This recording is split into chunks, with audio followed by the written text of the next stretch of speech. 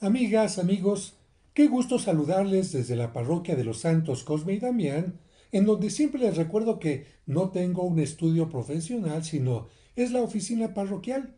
Y por esta razón puede entrar durante esta grabación el sonido de una ambulancia que pasa por la calle cercana, quizás el sonido de algún teléfono en la oficina que se encuentra a un lado, o incluso un gatito que de repente se mete por estas partes. Este video es a petición de algunos de ustedes que recuerdan que en las parroquias durante la cuaresma se llevaban a cabo los famosos ejercicios cuaresmales, que no eran otra cosa que una plática que ayudaba a preparar mejor la Pascua.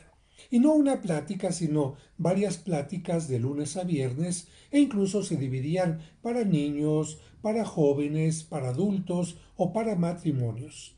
Las cosas han cambiado y mucha gente ya no tiene tiempo para acudir a la iglesia entre semana, en la tarde y noche, y por esta razón algunos de ustedes me piden, Padre, ¿por qué no nos hace una grabación para que nosotros en la noche cuando llegamos ya a casa o bien antes de dormir podamos seguirla? Y por esta razón vamos a tener a través de esta forma los famosos ejercicios o pláticas cuaresmales que se centraban en qué. Hay que recordar que la cuaresma particularmente era el tiempo de preparación para los que se iban a bautizar. Durante un tiempo los que se iban a bautizar eran adultos, no niños. Se les llamaba catecúmenos y a ellos se les daba especialmente una preparación durante unos 3 años más o menos, y durante la cuaresma, ya cercana a su bautismo, se les hacía una síntesis de todo lo que habían aprendido.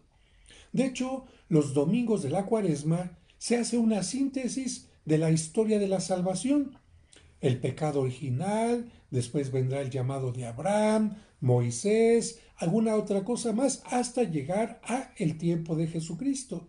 Y precisamente durante los ejercicios cuaresmales se trataba de recordar estas etapas para que los que se estaban preparando pudieran gozar más el momento de su bautismo. La primera etapa toca el pecado original. De hecho, en la primera lectura del domingo de Cuaresma y en el Evangelio se habla de las tentaciones. ¿Por qué? Porque Adán y Eva estaban en el paraíso y lamentablemente por la tentación echaron a perder todo. Como tú y yo a veces echamos a perder todo por alguna tentación que lamentablemente nos hace caer en ella, y por falta de prudencia, de sabiduría, de voluntad, echamos todo a perder. Pero lo hermoso de esto es que se nos menciona en la Sagrada Escritura que aun cuando el hombre pierde la oportunidad de estar cerca de Dios, Dios no lo deja a un lado, sino que Dios empieza a preparar todo un camino para darle la salvación. Y precisamente después de esta lectura del libro del Génesis, en el siguiente domingo se nos va a hablar de la historia de Abraham, muy brevemente, porque es una lectura pequeña del domingo. ¿Pero por qué? Porque durante el tiempo de preparación de los catecúmenos se les habló ampliamente de este tema. Disculpen que tengo un poco de comezón en el ojo, pero yo continúo hablando y no nos detenemos. Por lo tanto, en esta primera entrega, vamos a llamarle así, vamos a hablar de la historia de los patriarcas. ¿A qué se le llama historia de los patriarcas? A esta historia de personajes reales que están presentes en la Sagrada Escritura. Abraham, Isaac, Jacob, Abraham, Isaac, Jacob y sus descendientes. Esta es la etapa conocida como la etapa de los patriarcas, porque después vendrá la historia del Éxodo, que ya es otra cosa y es la que tocaremos en la siguiente sesión.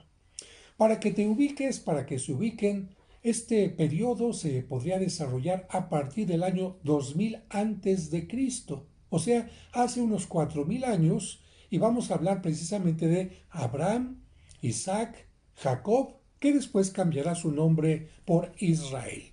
Y tenemos que decir que Dios necesitaba formar un pueblo para que en él naciera el Mesías. Esto implicaba todo un proceso humano al que Dios se va a adaptar en lenguaje humano, en necesidades humanas, en costumbres humanas y en valores para ir transformando poco a poco Dios a este hombre, a este pueblo que va a ir formando y hacerlos crecer. Aquí simplemente les hago un comentario para que ustedes piensen, a ver, si Dios es el creador de todo el universo y por lo tanto el creador de los planetas, de la Tierra, el creador de los ganados, de los campos, ¿ustedes creen que Dios necesita que le ofrezcamos un cordero, que le ofrezcamos una paloma, que le ofrezcamos sacrificios, que le ofrezcamos flores? Por supuesto que no. Dios no necesita nada de eso. Sin embargo, como los seres humanos estamos acostumbrados a ofrecer ciertas cosas a nuestros seres queridos, Dios dice, está bien, voy a adaptarme a la forma de ser de ustedes, no porque yo lo necesite, sino para entablar una relación que permita a ustedes ir entendiendo las cosas. Abraham será el primer personaje importante histórico del que nos habla la Biblia como el fundador, como el origen del pueblo de Dios. Y fíjense qué interesante, algo que dice Cristo mucho tiempo después, 2000 años después, Abraham ya lo cumple. ¿Qué dijo Cristo? El que no sea capaz de dejar por mí padre, madre, esposa, hijos y tierras, no es digno de mí. ¿Y qué hace Abraham? Exactamente esto, 2000 años antes de Cristo. ¿Dónde vivía Abraham? Abraham vivía en Mesopotamia. Ustedes saben que Mesopotamia, una cultura entre el río Éufrates y el río Tigris, fue una de las culturas más importantes donde empieza a desarrollarse la historia. Ahí se empieza a desarrollar la escritura y a partir de la escritura la historia y mucha cultura también. Concretamente vive en Ur, una parte donde vivían los caldeos, y en esta parte había politeísmo. ¿Qué significa teo? Dios.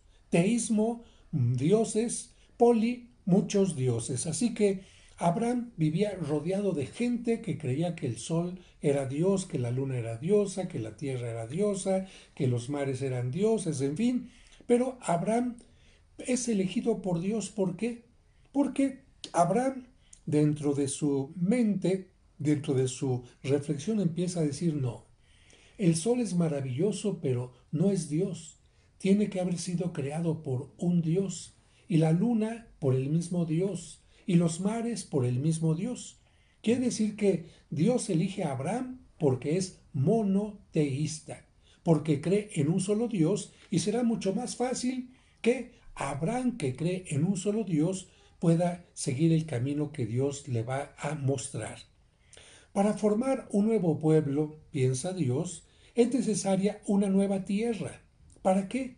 Para no estar contaminados con los pensamientos de la tierra actual.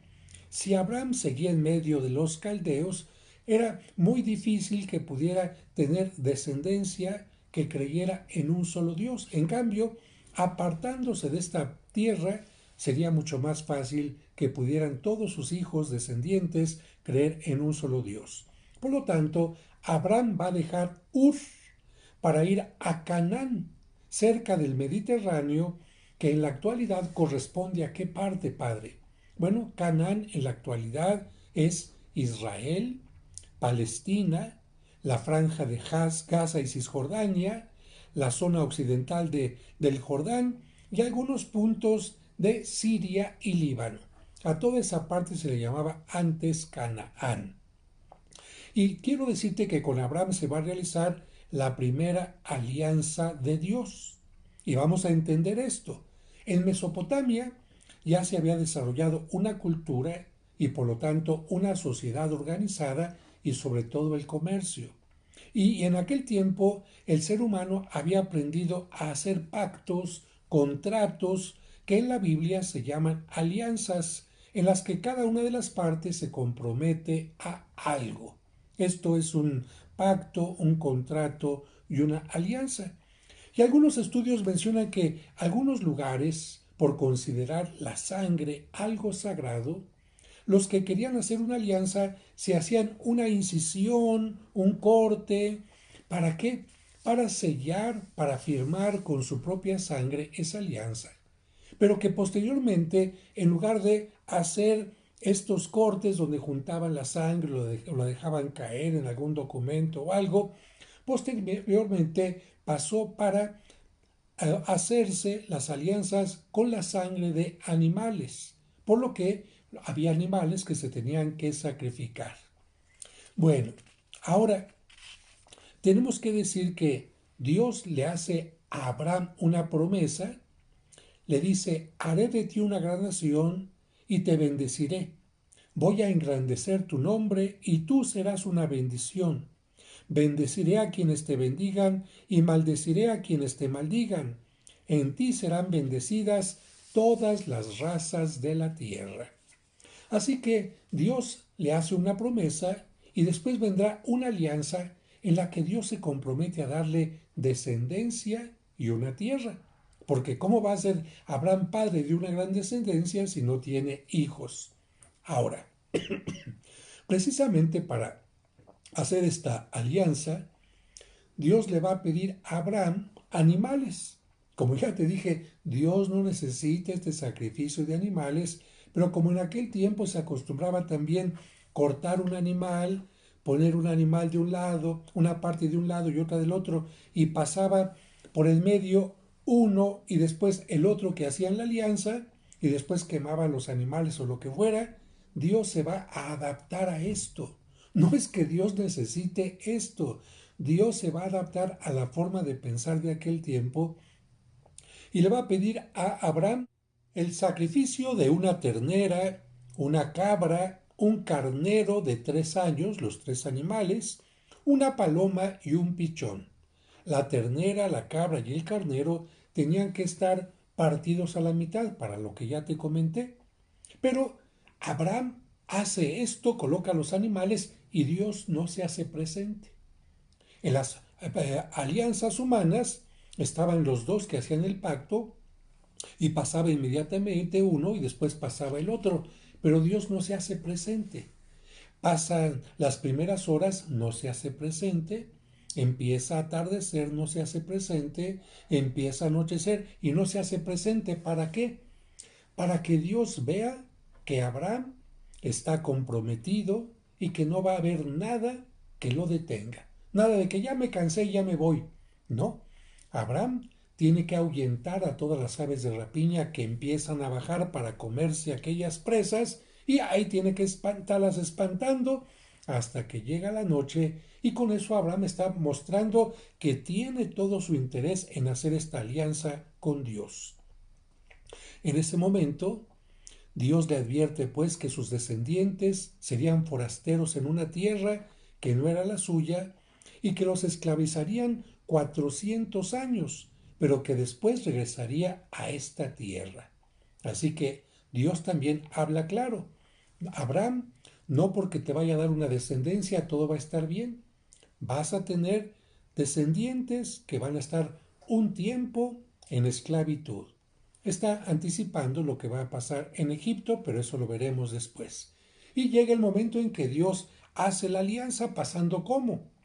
No se hace presente en forma humana, sino aparece en forma de fuego, como una antorcha, como lo hará también con Moisés, pero aparece en forma de fuego, la antorcha pasa por en medio y así está, por lo tanto, realizada la alianza.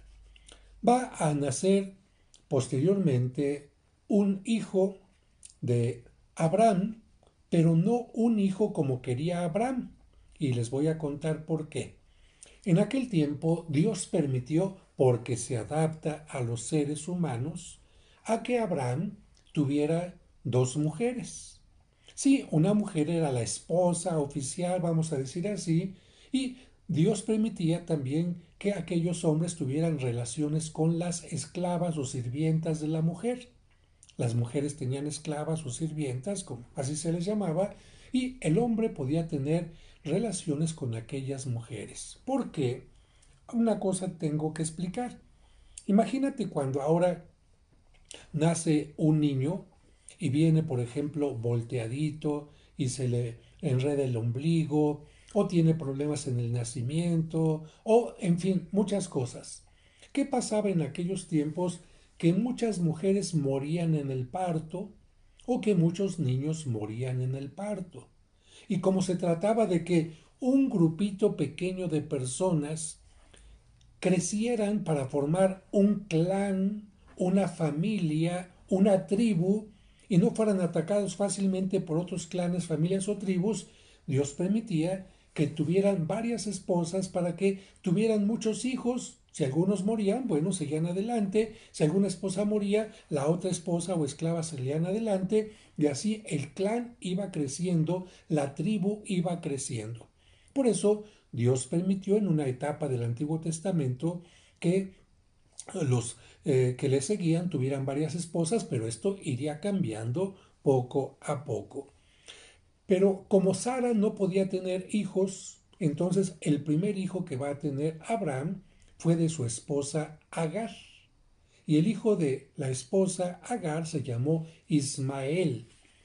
Tengo que decirte que de Ismael vendrán los ismaelitas, los musulmanes, ellos se consideran descendientes de Ismael.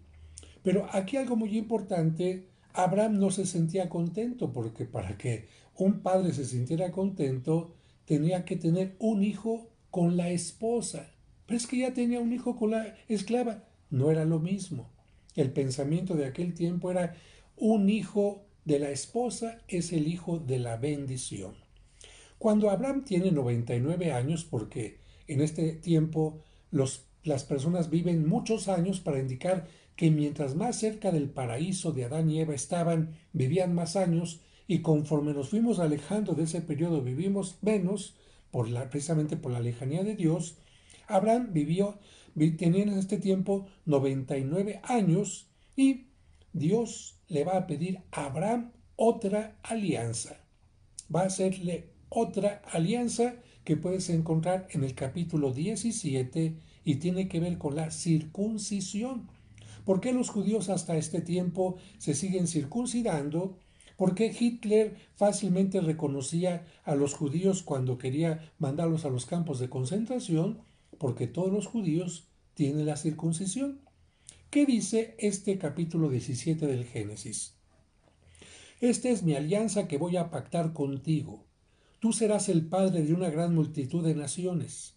No te llamarás más Abraham, sino Abraham, pues te tengo destinado a ser padre de una multitud de naciones. Te haré fecundo sin medida. De ti saldrán naciones y reyes de generación en generación. Pacto mi alianza contigo y con tu descendencia después de ti. Esta es una alianza eterna. Yo seré tu Dios y después de ti, de tu descendencia. Todo varón de entre ustedes será circuncidado. Ustedes cortarán el prepucio y esta será la señal de la alianza entre yo y ustedes.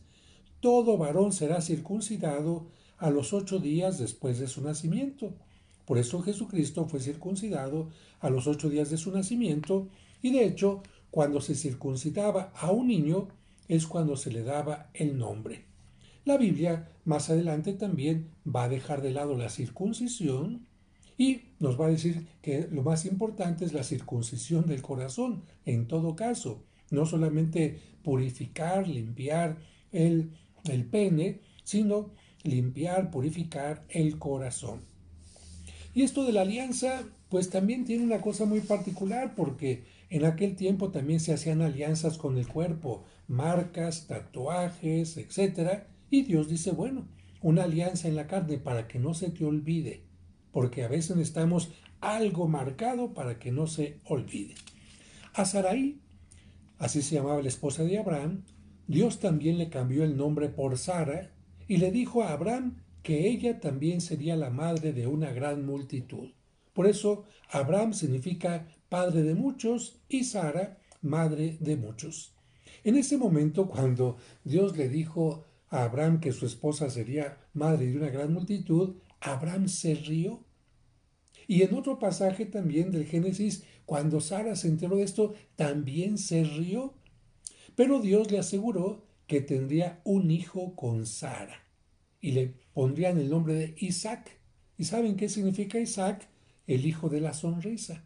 ¿Por qué? Porque Abraham se rió, porque Sara se rió, pensando que eso sería imposible. La bondad de Abraham se va a ver en un punto importante del libro del Génesis. No solamente era un hombre creyente, sino un hombre bondadoso, porque cuando se entera de que una ciudad, otra ciudad, Sodoma y Gomorra, van a ser destruidas porque viven en forma pecaminosa, Abraham se preocupa y le dice a Dios, Dios mío, ¿cómo vas a destruir una ciudad si en esa ciudad hay gente buena también? Y aquí, en este texto, se va a ver la mentalidad de aquel tiempo y de ahora todavía en el regateo, una forma de pensar al que Dios se presta. Si ustedes visitan todavía actualmente Jerusalén, por ejemplo, cuando van a las tiendas no tienen que pagar lo que les dice el vendedor, tienen que regatear.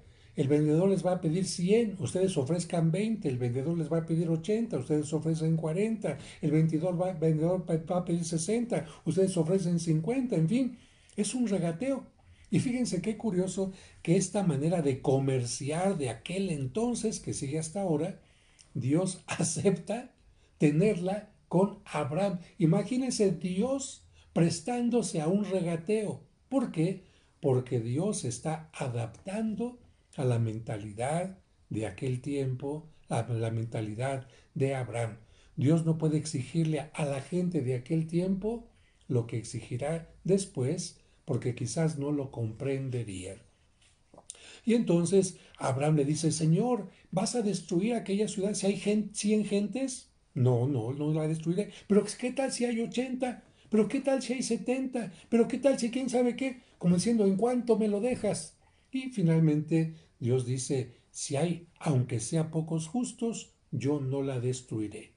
Lamentablemente se nos habla de que esa ciudad estaba llena de maldad y por lo tanto se habla de la destrucción, pero más que Dios la haya destruido, es el ser humano el que se destruye cuando está lleno de maldad. Bien, pasamos ahora al nacimiento de Isaac. Cuando Sara queda embarazada, ya nace Isaac. Y entonces va a despedir, porque también hay sentimientos, emociones, como Agar se estuvo burlando primero de Sara. Ay, si yo tengo un hijo y tú no tienes, tengo un hijo y tú eres la estéril. ¿Qué creen? Pues cuando Sara tuvo al hijo, ¿qué hizo? Hasta luego, Agar, ya no te necesito, que te vaya muy bien. Y entonces Agar se retira al desierto de Parán y ahí crece Ismael y se casará con una egipcia, y esta historia de Agar e Ismael se queda ya de lado porque continúa la historia con Isaac.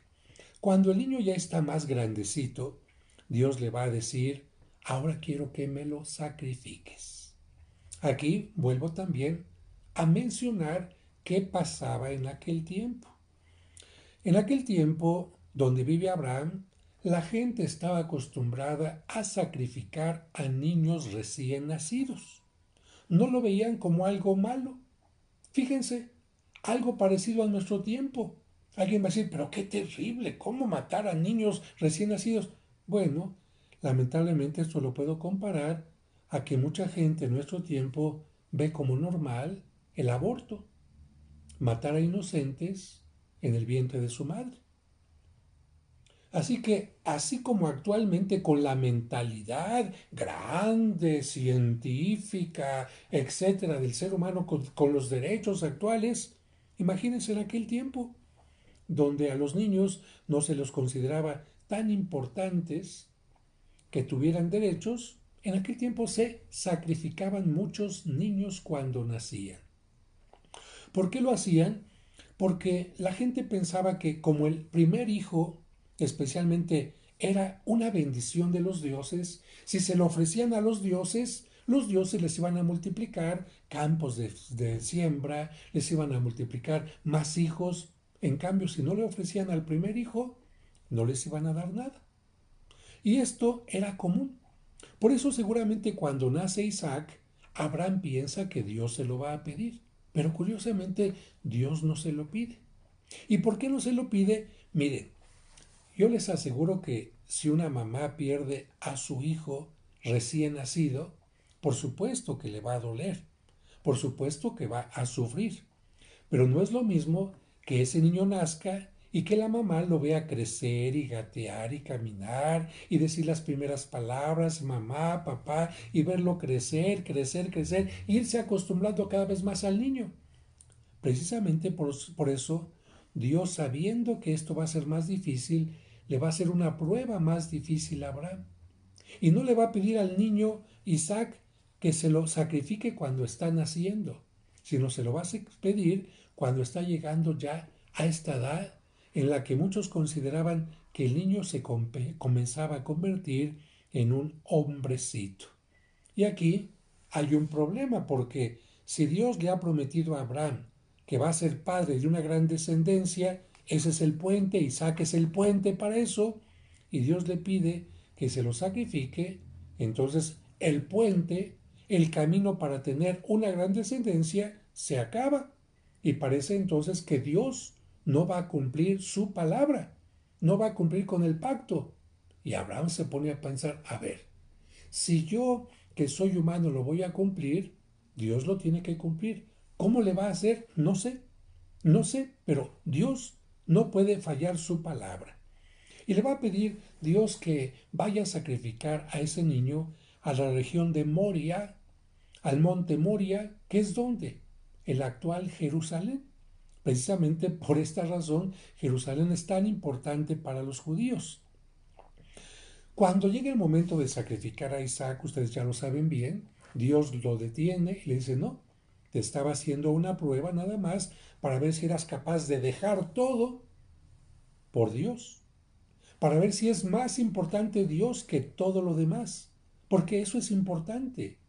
Cuando una persona da más importancia a personas o cosas creadas por Dios, que es el autor de todo, ya no pueden hacerse las cosas como Dios nos lo pide, como Dios lo quiere y como es el mejor camino, porque ¿quién va a conocer el mejor camino para llegar a la eternidad, para conocer lo que es su presencia? Pues Él solamente. Nosotros tenemos una mente que no es capaz de entender muchas cosas. Pero cuando viene este momento del sacrificio, Dios lo detiene y va a aparecer ahí un animal que Abraham va a tomar y va a sacrificar. Este elemento de la Biblia parece ser una señal de parte de Dios como diciendo, ¿sabes qué? Vamos a dejar de lado el sacrificio de los hijos para poner ahora, si es que quieren ustedes ofrecer un sacrificio de animales. A partir de que Dios detiene a Abraham, ya no va a haber en el pueblo de Israel sacrificio de hijos, sino solamente sacrificio de animales en cuanto tal. En este relato del Génesis podemos ver algunos signos proféticos que se refieren a Jesús. Por ejemplo, Abraham entrega lo más valioso que es su hijo único. Y en el Nuevo Testamento, ¿Dios qué va a entregar? A su hijo único. Solamente que en el Antiguo Testamento Dios perdonó al hijo de Abraham, pero nosotros no perdonamos a su hijo Jesucristo. En tiempo de Cristo no lo perdonaron y lo mataron. Por otra parte, ¿dónde iba a sacrificar Abraham a su hijo? En Jerusalén, en el monte de Jerusalén, y donde sacrifican a Cristo en el Calvario, donde está el Calvario, en un monte de Jerusalén. Abraham tuvo después otra esposa que se llamó Keturá, con la que tuvo 5 hijos, pero esa historia queda a un lado porque a Isaac va a ser con quien continúe la bendición. Abraham muere poco después de su esposa Sara y muere cuando tenía 175 años. ¿Qué pasa con Isaac? Isaac se casa con una mujer llamada Rebeca, que también era estéril, pero que Dios la bendijo y pudo tener hijos. Tuvo 2 hijos que fueron mellizos. Y como la bendición siempre continuaba, de acuerdo a este pensamiento, con el primer hijo, el primer hijo que naciera en el parto era el que tendría la bendición. Los hijos se llamaron Esaú y Jacob, y el primero que nació fue Esaú, por lo que el que tenía derecho a la primogenitura, el derecho a la bendición, era precisamente Esaú. Sin embargo, Esaú va a perder la progenitura, ¿por qué? Por confiado y por comelón. ¿Por qué? Porque a Esaú le gustaba la caza y en cambio a Jacob le gustaba la caza, pero el primero con Z, ir de cacería, y al segundo le gustaba quedarse en casa haciendo algunas cosas que tenían que ver con el hogar. Quien estaba más tiempo en la casa era Jacob y por lo tanto Rebeca también le quería más que a Isaac, que a Esaú. Y esto hizo que en una ocasión que llegó Esaú con mucha hambre y que vio que Jacob estaba a punto de comerse un plato de lentejas, le dijo: ay, tengo mucha hambre, te cambio mi progenitura por ese plato. Fíjate nada más, nada sabio. ¿Cómo vas a cambiar algo tan importante por una comida? Y bueno, ahí se ve que Dios a este muchachito no lo iba a querer como alguien para continuar con su bendición. Jacob le dice: está bien, le da el plato de lentejas y cuando llega el momento adecuado, porque Isaac va sintiendo que está a punto de morir, se va quedando un poquito cieguito y tiene que darle la bendición al hijo con quien va a continuar la descendencia, un día que Esaú no está, Rebeca le dice a Jacob: acércate a tu papá y pídele la bendición. Y el papá le dice: a ver, quiero estar seguro que eres tú. Y como Esaú era muy velludo, la mamá y Jacob logran que se le ponga en su brazo unos pelos, unas pieles, y cuando lo toca el papá dice: ah, sí, eres velludo, y le da la bendición a Jacob. Jacob, cuando Esaú se entera de esto, sale huyendo y en el camino de su huida va a tener una visión en donde ve que hay una escalera por la que suben y bajan ángeles. Es decir, Dios se le está manifestando.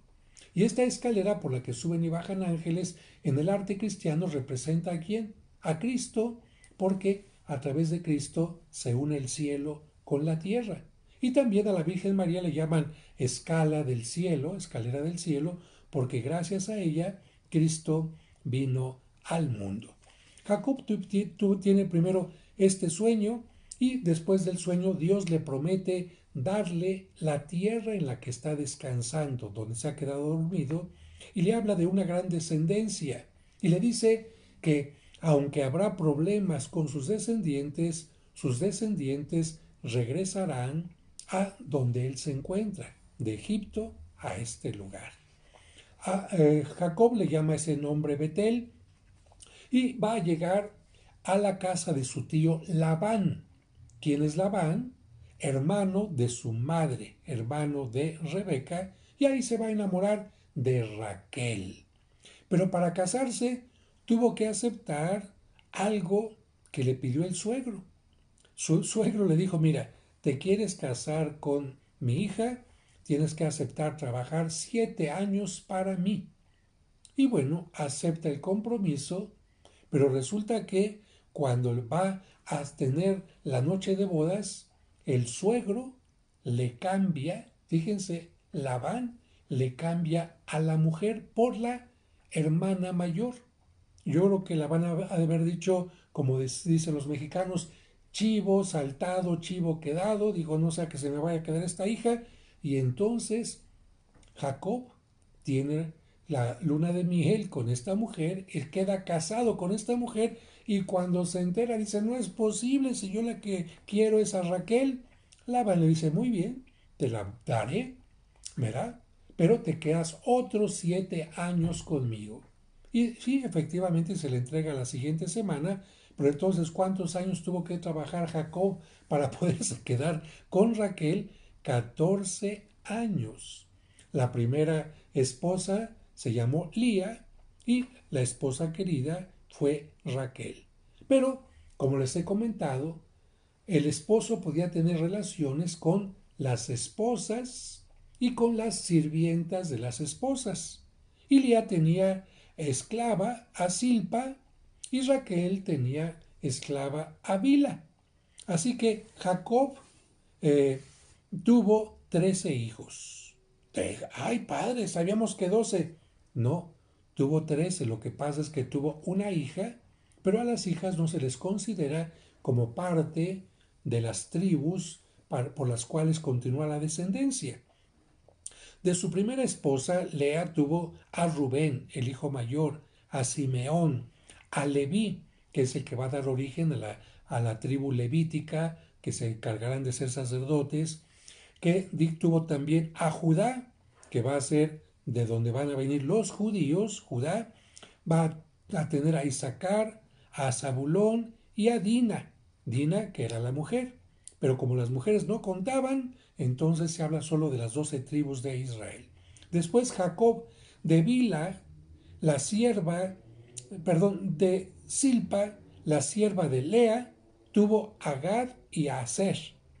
Después de Bilha, la sierva de Raquel, tuvo a Dan y a Neftalí.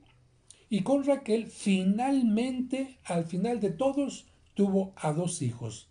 Y precisamente por haber sido los más pequeñitos, los más esperados, los más queridos, fueron los más queridos por Jacob. Y estos pequeñitos fueron José, José el soñador, ese hermano que tenía sueños donde profetizaba muchas cosas, y el más pequeñito, Benjamín.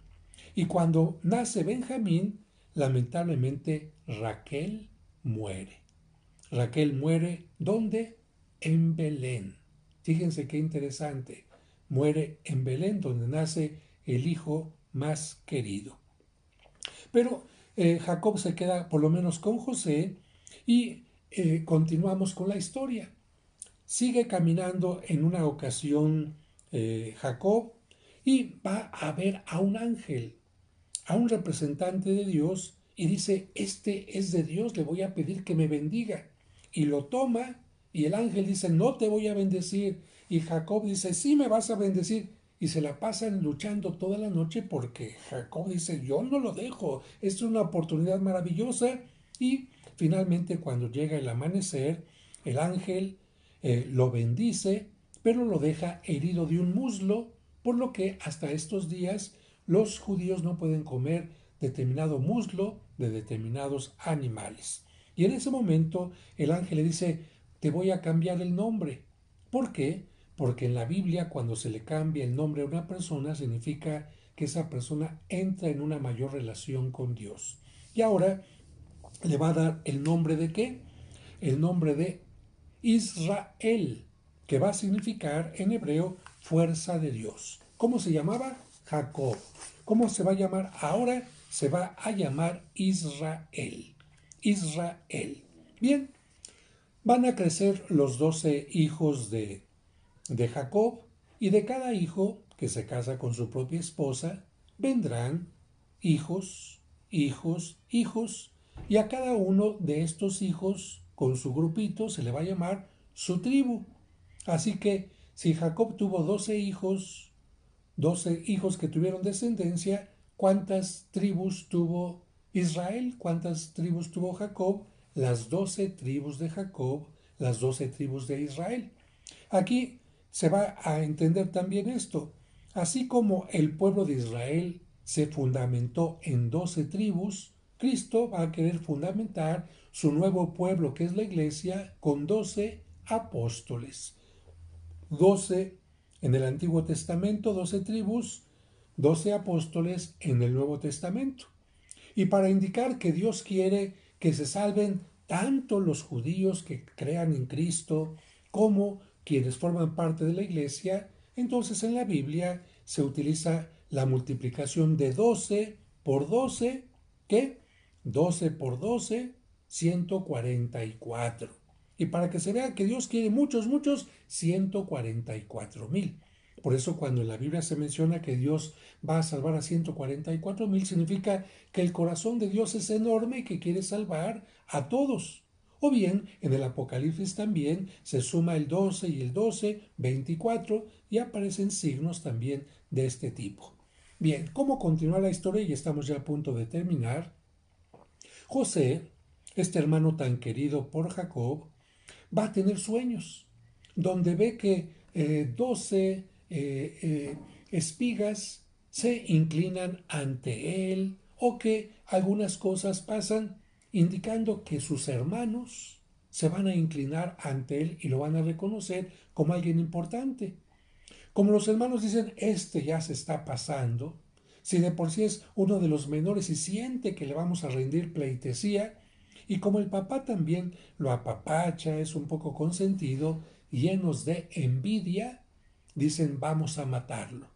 Y un día que José va al campo junto con los hermanos, deciden matarlo, pero Rubén dice no podemos matarlo. Tratando de defender al muchacho, dice, miren, ahí viene una caravana con vendedores, traen esclavos, vamos a venderlo como esclavo y así no manchamos nuestras manos de sangre. Lo que hacen entonces, lo venden, le quitan la vestimenta que tiene, la llenan de sangre y van con Jacob a decirle, ¿qué crees? Que un animal salvaje se comió a tu hijo. Jacob se pone muy triste y dice, si Dios me quitó a este hijo, yo espero que no me quite al otro más querido que es Benjamín. Y como Dios escribe recto digamos, en renglones chuecos, están sonando las campanas del reloj, indicando que ya es tardecito, pero yo sigo con ustedes aquí en esta grabación. Bueno, ya son las 10 de la noche, pero yo continúo con mucho gusto para ustedes. Entonces, Dios se aprovecha de esta sinvergüenzada para hacer algo. José llega a Egipto como esclavo, lo compra como esclavo un hombre llamado Potifar y lo lleva a su casa donde está como mayordomo, pero la esposa de Potifar, al verlo guapo, trata de que tener relaciones con él. José no acepta, no quiere ser infiel a su patrón, pero la mujer, en este caso una mujer tremenda, lo acusa a él de haberla querido violentar. Entonces Potifar lo manda a la cárcel y ahí en la cárcel pues va a pudrirse de acuerdo al pensamiento de Potifar, pero las cosas van a cambiar. ¿Por qué? Porque el faraón de aquel tiempo tenía sueños que no lo dejaban dormir. Soñaba vacas flacas que aparecían y se comían a vacas gordas. Soñaba espigas flacas que aparecían y acababan con espigas gordas. Y estaba muy preocupado porque nadie le podía decir qué significaba aquel sueño. Y dos personas que habían estado en la cárcel, a las que José les adivinó sus sueños, fueron con el faraón.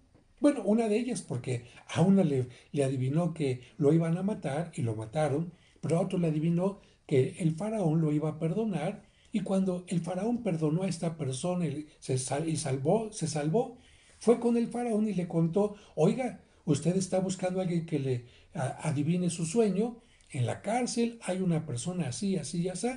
El faraón manda a traer a José y José le dice, lo que tienes que entender es que vendrán 7 años de grandes cosechas, las vacas gordas, las espigas gordas, pero después van a venir 7 años de vacas flacas, de espigas flacas, y por lo tanto hay que tener mucho cuidado. Y esto se entiende porque el río Nilo, que es el que permite la agricultura en aquel lugar, pues tiene tiempos en que se desborda y hay épocas en las que no. Y como Egipto es puro desierto y solamente donde se desborda el río hay esta cuestión de agricultura, pues entonces se entiende que hay etapas y etapas. Y lo que hace el faraón es poner a José al frente de los graneros para que se guarde grano suficiente en tiempos de abundancia para cuando haga falta. Así que el faraón va a poner a José como secretario de Hacienda, pues vamos a decir así, y José lo hace muy bien. Mientras tanto, nos vamos a donde estaba Jacob y los otros hijos. Así como en Egipto empieza a haber hambre porque hay sequía, también en Canaán hay sequía. Y si hay sequía hay falta de alimentos y tienen que buscar dónde hay alimentos. Y entonces dicen, nos enteramos que en Egipto hay, vamos a Egipto, vienen algunos hijos, menos Benjamín. Jacob dice, no, no quiero perderte a ti. Van los hijos a donde está José. José los reconoce, ellos no, y les da costales con alimento, pero en un momento determinado va a decir, tráiganme a el hermano menor para que yo les siga dando alimentos. Lo llevan y cuando están ahí, José hace una trampa para que Benjamín se quede ahí y no pueda regresar con el papá. Y les dice a los hermanos, vayan y díganle al papá que si él no viene, yo no me doy por enterado de que este muchachito es inocente de algo que le he inventado. ¿Con qué sentido hizo esto José? Porque José sabía que Jacob no viajaría. Imagínense, en nuestro tiempo viajar para una persona mayor es complicada. Entonces José sabía que su papá no iba a viajar a Egipto porque sí, pero si se quedaba Benjamín en Egipto, el papá por el amor al hijo tendría que viajar. Así que Jacob llega, encuentra a Benjamín, todos reconocen a José y colorín colorado, parece que este cuento, esta historia ha terminado y de hecho así es como casi va a terminar. El faraón, como tenía gran aprecio por José, recibe a Jacob, recibe a sus hijos con toda su descendencia, las 12 tribus, y ahí viven tranquilamente. Lamentablemente va a morir José, va a morir Jacob, van a morir también muchos de los familiares de José, los descendientes van multiplicándose, pero va a subir al trono un nuevo faraón que al ver a tantos hebreos va a decir, estos pueden rebelarse y pueden atacarnos. Por lo tanto, da la orden de que todo niño judío, mejor dicho, niño hebreo que nazca, sea asesinado. Y con esto nos quedamos. ¿Para qué? Para continuar en la siguiente sesión hablando del siguiente libro que será el Éxodo. El libro del Génesis termina precisamente cuando José, su padre y sus hermanos se reúnen en Egipto y ahí termina esta historia. Y solamente hago un paréntesis porque de repente digo judíos y el nombre correcto no es este. Digo esto para que lo entiendan. Pero los descendientes de Abraham, lo correcto es llamarles hebreos. Abraham, descendientes de Abraham, Isaac y Jacob, lo correcto es llamarles hebreos por una persona descendiente de Noé que se llamó Eber. Por esta razón se les llama hebreos. Después, ya por el nombre de Israel que vamos a ver más adelante, se les va a llamar israelitas y ya después por la tribu de Judá se les va a llamar judíos, pero eso lo trataremos de tocar más adelante. Como conclusión tengo que decir que durante la Cuaresma Dios nos diría, le pedí a Abraham que hiciera una alianza conmigo y yo quiero hacer una alianza contigo también. De hecho la hemos hecho. En el bautismo yo te acepté como mi hijo y tú, aunque eras pequeñito, con el paso del tiempo tendrías que aceptarme como tu padre, confiar en mí, vivir de acuerdo a lo que yo te pido y permitir que yo te muestre el camino para ser feliz a través de los sacramentos, a través de las obras de misericordia y de muchas cosas más. Date cuenta de qué amor tan grande tengo por ti que permití que sacrificaran a mi Hijo Jesucristo. Él quiso que su sacrificio quedara presente en la Santa Misa y tú desprecias la Santa Misa. En la Santa Misa, cada vez que se celebra la Eucaristía, Cristo está, vamos a decir, actualizando su sacrificio en la cruz para perdonarte de tus faltas, para ayudarte a que estés cerca de mí, para que tengas la santidad, pero tú no escuchas mi palabra. Sin embargo, yo te sigo mostrando el amor en todo momento. Y otro punto importante que podemos sacar de reflexión como una profecía es que los hermanos vendieron a José pensando que con eso terminaría una historia. Como Judas vendió a Cristo pensando que con eso terminaría una historia, pero Cristo, así como José, triunfó resucitando, haciendo que, aunque hayan sido vendidos ambos son signo de salvación. Hay muchas cosas de qué seguir hablando, pero como ustedes tienen un tiempo limitado, no quisiera exagerar, no quisiera abusar y solamente dejarles con esta reflexión de el primer libro de la Biblia del Génesis que nos recuerda el hombre, Adán y Eva, somos capaces de pecar, pero Dios nunca nos abandona. Y si para salvarnos tiene que irse adecuando a nuestra forma de ser, Dios lo va a ir haciendo. Por eso en el Antiguo Testamento hay cosas que nos llaman la atención humanamente hablando, pero no es Dios que las quería, sino Dios se adapta a la forma de ser de esa época. Espero que Dios les bendiga y continuamos a través de mi canal para la siguiente charla cuaresmal.